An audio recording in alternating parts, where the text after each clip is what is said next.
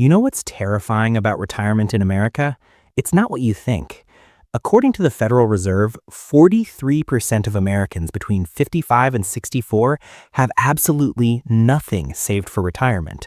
$0, not a penny. And for those who did manage to save something, the numbers are even more depressing.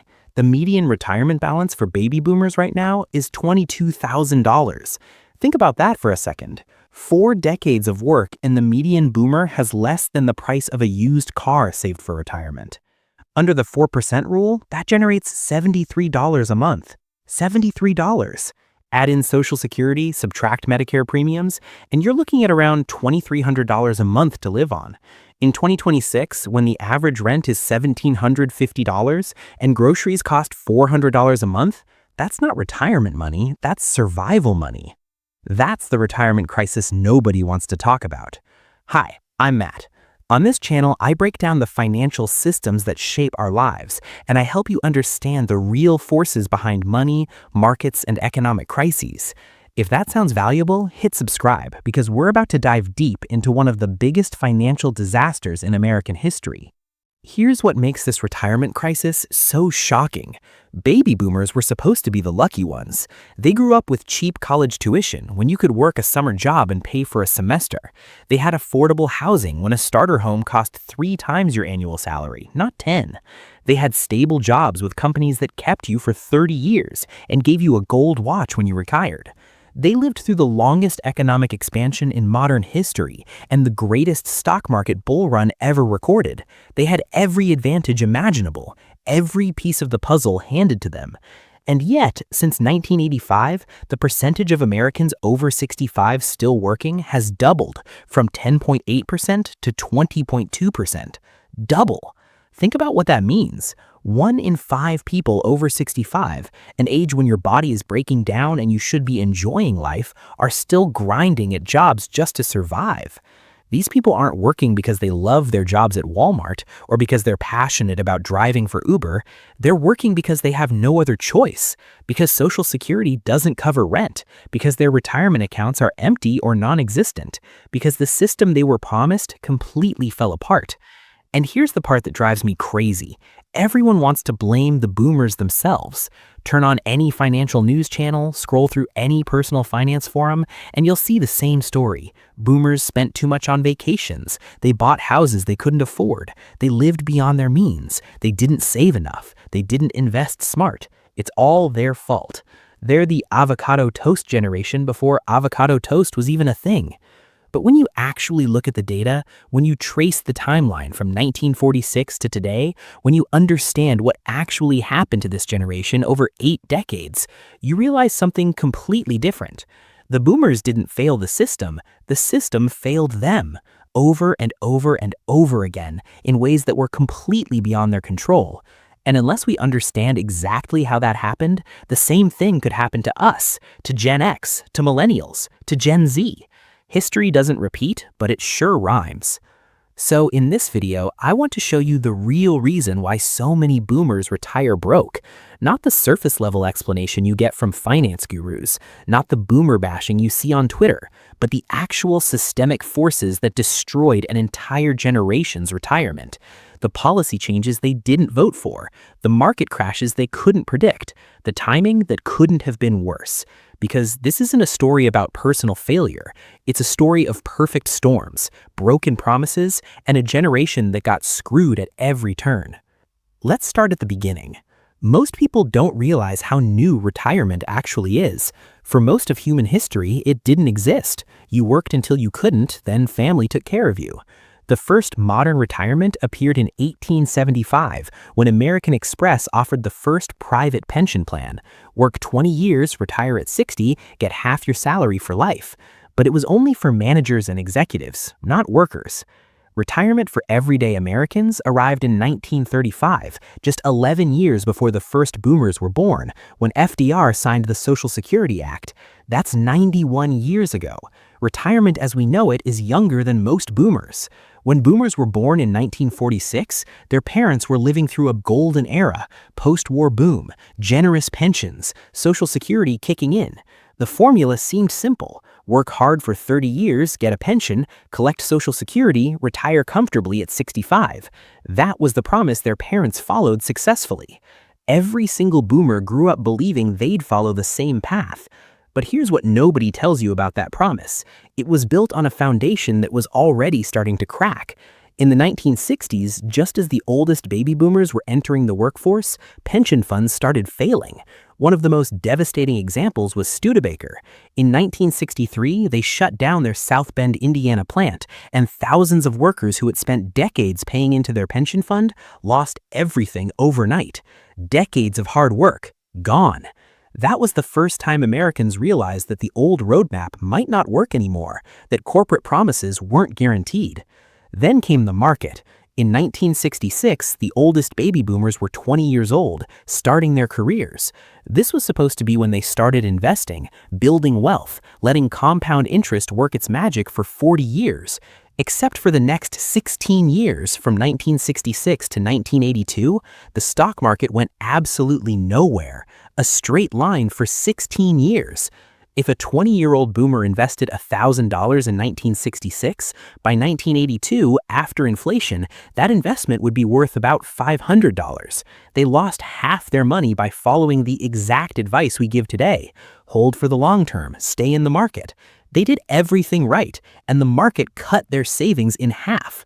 In 1979, Businessweek published one of the most famous covers in financial history, The Death of Equities. The article declared stocks were dead as an investment, and they were right to think that way. For young boomers, their first impression of investing was watching their money disappear for 16 years straight. Meanwhile, the pension system was collapsing even faster. The Employee Retirement Income Security Act of 1974, designed to protect pensions, accidentally made them incredibly expensive to maintain. Corporations started looking for an exit, and in 3 minutes, I'll show you the exact moment they found one and how it changed retirement forever. In investing, timing is everything.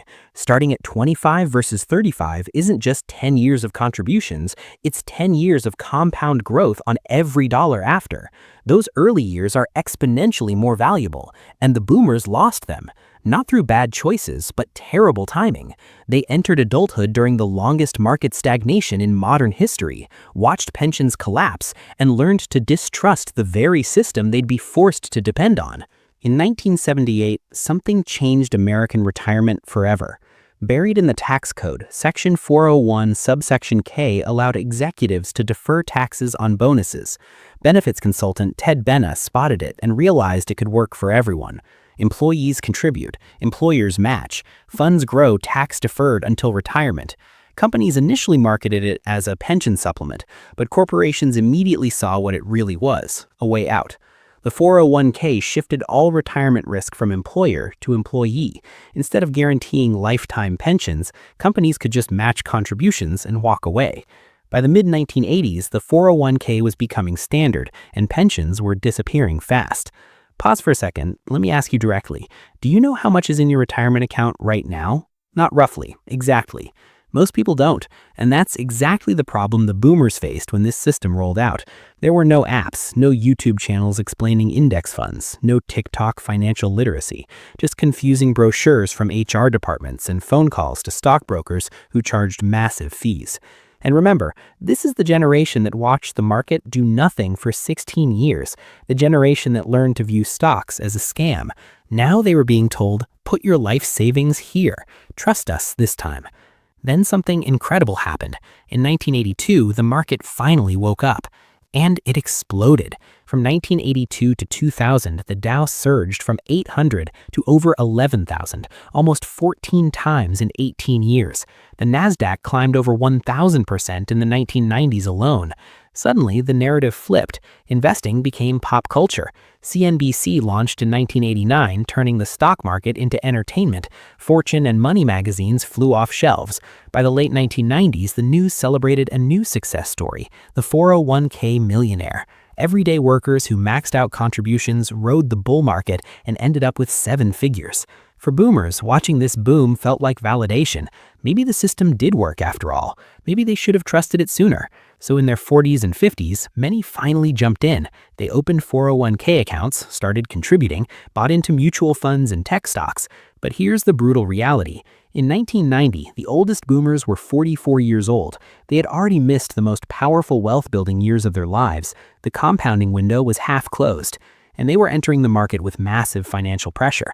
Mortgages, kids in college, medical expenses, peak living costs. It's almost impossible to save aggressively when you're in your 40s and 50s because life is expensive at that age. So to make up for lost time, many boomers made a critical decision. They went heavy into risky growth stocks, tech companies, startups, anything that promised explosive returns to help them catch up. For the first time in their lives, boomers believed they'd cracked the code. They thought they finally understood how to retire rich, not retire broke like the statistics suggested they would. The 401k millionaire stories gave them hope. We're halfway through this story, and if you're still watching, you're in the top 15% of viewers who actually finish deep dive videos like this. Thank you, because what comes next is the part most people never hear, the part that explains everything. Stick with me, because in the next 10 minutes, you're going to see how the system betrayed an entire generation, not once, but twice, and why the timing couldn't have been more devastating. By 2000, the stock market had reached record highs. The NASDAQ was flying. Day trading became a hobby. Internet companies with zero profits were valued in the billions. The formula seemed foolproof. Put money in, watch it multiply, retire rich. For boomers who spent decades skeptical of investing, this felt like redemption. In 2000, the oldest boomers were 54. Retirement was close, and they had their life savings in a market that seemed invincible. Then, reality caught up. A lot of that growth was built on nothing but hype and speculation. Companies with .com in their name attracted absurd amounts of investment, even when their business models made no sense. Take Pets.com. They spent millions on a Super Bowl commercial, shipped 30 pounds of dog food at a loss, and went bankrupt within 9 months, burned through $300 million in investor money, and collapsed. That was the whole market in 2000. Overvalued, overhyped, unsustainable. By March of 2000, it all came crashing down. Over the next 2 years, the NASDAQ lost 78% of its value. The Dow dropped 38%. For boomers in their late 40s and 50s, their 401k accounts were cut in half overnight. A decade of contributions and gains evaporated in 2 years. And this moment fundamentally changed how boomers viewed the stock market again. The belief that the market only goes up disappeared. The 401k millionaire dream shattered. Many pulled out entirely, moved money into bonds or savings accounts, anything that felt safer. They'd been burned twice now, once in the 70s, once in 2000. Why would they trust it again? But what they didn't know was that the worst was still coming. As the market slowly recovered through the mid-2000s, boomers who stayed invested started feeling hopeful again. Maybe they could still make it work. Maybe there was still time to build that retirement nest egg. The oldest boomers were now in their early 60s, right at the edge of retirement age. Just a few more good years and they'd be okay. Then, 2008 hit. The housing market collapsed, Lehman Brothers went bankrupt, the entire financial system nearly imploded. The stock market got cut in half again. Home values dropped 27%, unemployment spiked to 10%, and for boomers at retirement age, it was devastating. Imagine this, you're 62 years old, you've worked for 40 years, you've contributed to your 401k for 3 decades, you've watched it crash twice, but you stayed in because that's what you're supposed to do. And now, the year you're supposed to retire, your account is worth half what it was a year ago. You can't retire. You have to keep working. But companies are laying people off. Nobody's hiring 62-year-olds. You're trapped. For younger boomers, those in their 40s and 50s in 2008, this was supposed to be their peak earning years, the time when you save the most, earn the most, build the most. Instead, they saw layoffs, pay cuts, and stagnant wages. Many cashed out their 401k accounts early just to survive, paying penalties and taxes, destroying any chance of compound growth. This 1-2 punch created the retirement crisis we see today. Coming out of the Great Recession, boomers were in their late 50s to mid-60s. Retirement wasn't some distant future anymore. It was now, and the numbers looked terrible. For the boomers who still had retirement accounts, the median balance was around $100,000. Under the 4% rule, that's $333 a month. Many had nothing at all, having lost everything in the crashes or cashed out to survive. At that point in life, catching up became almost impossible. The compounding window had closed. They had high living expenses. Wages had stagnated for decades. Job security was non-existent for older workers. The system had failed them at every critical moment, and now they were paying the price. But even worse, there were costs nobody warned them about. Healthcare expenses exploded over the past 2 decades. In 2000, the average 65-year-old spent about $8,000 a year on healthcare. By 2024, that number had nearly tripled to over $22,000 a year. Medicare doesn't cover everything. Prescription drugs, dental, vision, long-term care, those costs come out of pocket, and they're crushing. Let me break down what that actually looks like. The average boomer on Medicare Part B and D pays about $185 a month just in premiums. Add in a Medicare supplement plan, that's another $150 to $200 a month. Prescription drugs, even with Part D coverage, can run $100 to $300 a month depending on conditions. Dental work, because Medicare doesn't cover it at all, averages $1,200 a year. Vision care, another $500 annually. And if you need any kind of home health aid or assisted living, you're looking at $4,000 to $8,000 a month that Medicare won't touch. These aren't luxuries, these are basic necessities for people in their 70s and 80s, and none of it was factored into their retirement planning 40 years ago. Inflation hit harder than anyone expected. From 2021 to 2024, we saw inflation rates we hadn't seen since the 1980s.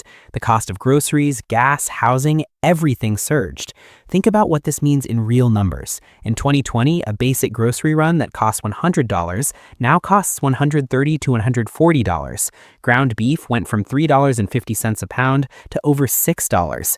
A dozen eggs jumped from $1.50 to $4 at its peak. Rent for a one-bedroom apartment in an average city went from $1,200 to $1,750. Gas spiked from $2.50 a gallon to over $5 in some areas.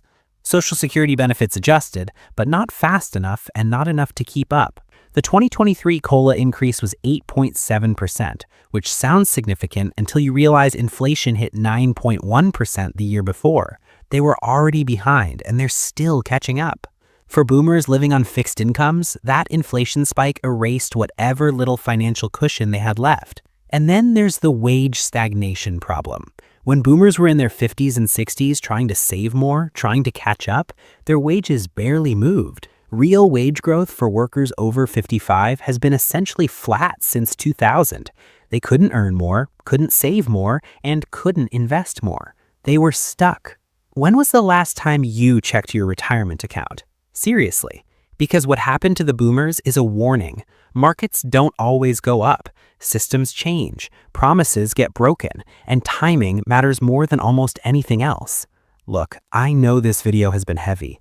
We've covered 80 years of financial history, 2 market crashes, systemic failures, and broken promises. But if there's one thing you take away from this, it's that the boomer retirement crisis wasn't caused by personal failure. It was caused by systemic forces that no individual could fully control. The boomers started their careers during a 16-year market stagnation. They watched the pension system collapse. They were forced into a 401k system they didn't understand and didn't trust. They finally believed in the market right before it crashed twice, and they're now facing a retirement landscape with skyrocketing healthcare costs and insufficient savings. That's not a story about bad money management. That's a story about perfect storms and terrible timing. And in the next 90 seconds, I'll reveal the lesson that could save your retirement. Because this isn't just about boomers. This is about what we can learn from their experience so we don't end up in the same place 30 years from now. First, just because a system works now doesn't mean it'll work in 30 years. The 401k is only 46 years old. Social Security is 91. These systems are fragile. Policy changes, crashes, downturns can upend everything. Don't assume the rules stay the same. Second, the stock market isn't what we think. If you've been investing since 2010, you've probably only seen up. That creates an illusion of safety. The boomers saw 16 years of stagnation, then got crushed twice when they finally trusted it. Markets are cyclical. If you retire right before a crash, your entire plan derails. There's no guarantee that won't happen to you. Third, don't wait until 65 to live your life. The boomers were told to sacrifice now, enjoy retirement later. For millions, retirement never came, or it came with no money and no health. The promise isn't guaranteed. Systems change, health fades, life happens. Save aggressively, invest wisely, but don't put life on hold for a magical retirement date that might never arrive. Live now while building for later. Retirement isn't the destination, it's one chapter, and for too many boomers, it's a chapter they never got to write. Here's the question I keep coming back to. When you look at your own financial situation right now, at your 401k, your investments, your retirement plan, are you accounting for the fact that everything could change? Are you prepared for the system to fail you the way it failed the boomers? Or are you assuming that the next 30 years will look exactly like the last 10? Because the boomers made that assumption, and now millions of them are working at 75 years old, wondering where it all went wrong. What's your plan if the market stagnates for 16 years? What's your plan if we see another 2008? What's your plan if healthcare costs triple again? If you don't have answers to those questions, you need to start thinking about them right now.